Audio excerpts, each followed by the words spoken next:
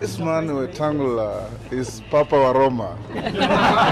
Is President William Ruto quietly orchestrating a plan to oust National Assembly Speaker Moses Wetangula, or is his recent crusade against parliamentary corruption a genuine push for reform? Kenya's political landscape is ablaze with tension as Ruto's explosive allegations of bribery and extortion in parliament have placed Moses Wetangula in a precarious position. On August 18, 2025, during a joint meeting of Kenya Kwanza and ODM members of parliament in Nairobi, Ruto claimed MPs demanded 10 million shillings to pass the anti-money laundering bill and 150 million shillings from a governor to sway Senate decisions. Do you, for example, know that a few members of your committee collected 10 million shillings so that you could pass that law on anti-money laundering? Did you get the money? These accusations have not only strained his relationship with Parliament, but also raised questions about his intentions toward Wetangula's speakership. Let's dive into the unfolding drama, unpack Ruto's motives, and explore three political scenarios that could shape Kenya's future. The stage was set at the 9th Devolution Conference in Homa Bay County on August 13th when Ruto launched a scathing attack on Parliament, calling its committee extortion rings. He accused MPs of soliciting bribes from cabinet secretaries and governors to produce favorable reports or overlook misconduct, citing specific instances like the 10 million shillings demand for the conflict of interest bill. Ruto did not stop there. He criticized the judiciary's use of anticipatory bail, labeling it a Kenyan innovation that shields corrupt officials.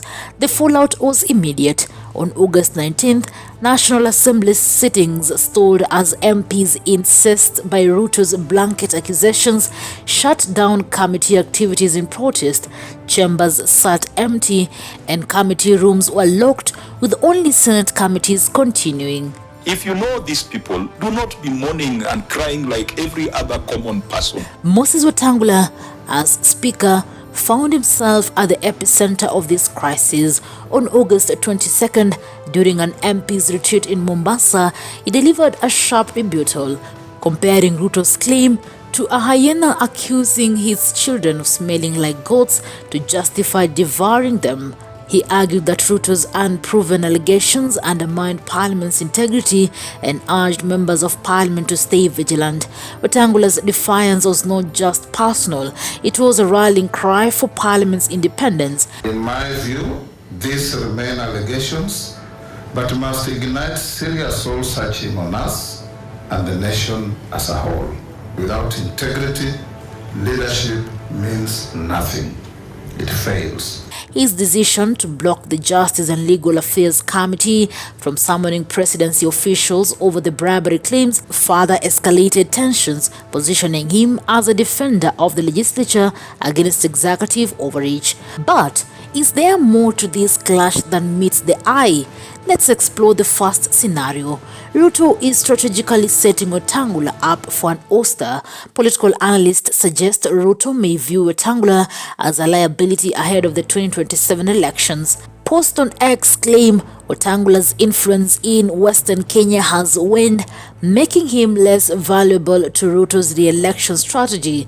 As Speaker, Wetangula wields significant power, controlling parliamentary proceedings and influencing legislation. By painting Parliament as a cesspool of corruption, Ruto could be laying the groundwork to pressure Wetangula into resigning or facing a non-confidence vote.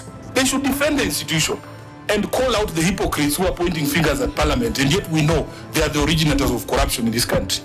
They might become the casualties of what is happening, and they will go before we go. According to reports, some members of Parliament are already threatening drastic action, including censure or impeachment against Ruto, but this could be redirected toward Wetangula if Ruto mobilizes his allies. The precedent of Rigathi Gachagua's impeachment in 2024 shows Ruto's willingness to sideline allies when politically expedient. Moreover, Ruto's broader political strategy may involve reshaping the Kenya Kwanza coalition. His recent outreach to opposition leader Raila Amolo Odinga and former President Uhuru Kenyatta signals a bid to consolidate power by co-opting rivals.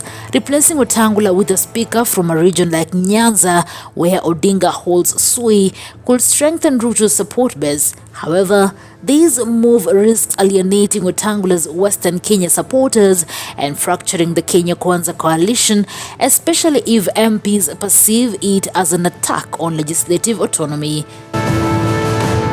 Some political analysts noted that Ruto's bribery claims align with these efforts to appease international lenders like the IMF, who are pushing for the anti-corruption measures, suggesting a dual motive: domestic power consolidation and international credibility. Now let's consider the second scenario. Parliament unites against Ruto. The uproar over Ruto's allegations has bridged divides between Kenya Kwanza and opposition MPs. On August 19th, Homa Bay Senator Moses Kajwang, chairing the Senate's Public Accounts Committee, invoked Article 125 of the Constitution to demand Ruto substantiate his claims before Parliament. Senators like Edwin Sifuna and Samson Cherargei echoed this call, arguing that Ruto's remarks erode public trust in the legislature. Wetangula could leverage this unity to rally MPs, turning the tables on Ruto. The muted protest on August 19th, where National Assembly Committee halted work, signals a growing willingness to resist executive pressure. This scenario, however, carries risks. A prolonged standoff could paralyze governance as Parliament's oversight and legislative functions grind to halt. Analysts warned on August 21st that such a deadlock could cripple Ruto's legislative agenda, including key bills like the County Allocation of Revenue Bill 2025. Wetangula's own position is not unassailable. MPs like Peter Salasya have threatened to censure him for aligning too closely with Ruto's Kenya Kwanza agenda. If Wetangula pushes too hard against Ruto, he risks losing support from pro-government MPs, creating a delicate balancing act. The third scenario is a political compromise to de-escalate the crisis. Ruto and Wetangula, both seasoned political operators, may seek a middle ground to preserve their alliance. Ruto's announcement over 11-member multi-agency team to combat graft on August 18th could serve as a face-saving mechanism. If Wetangula cooperates by pushing for internal parliamentary reforms, such as stricter oversight of committee activities, Ruto might soften his rhetoric. However, this hinges on Ruto providing evidence of the alleged bribery, which the Ethics and Anti-Corruption EACC has yet to receive. Public opinion is a critical factor in this drama.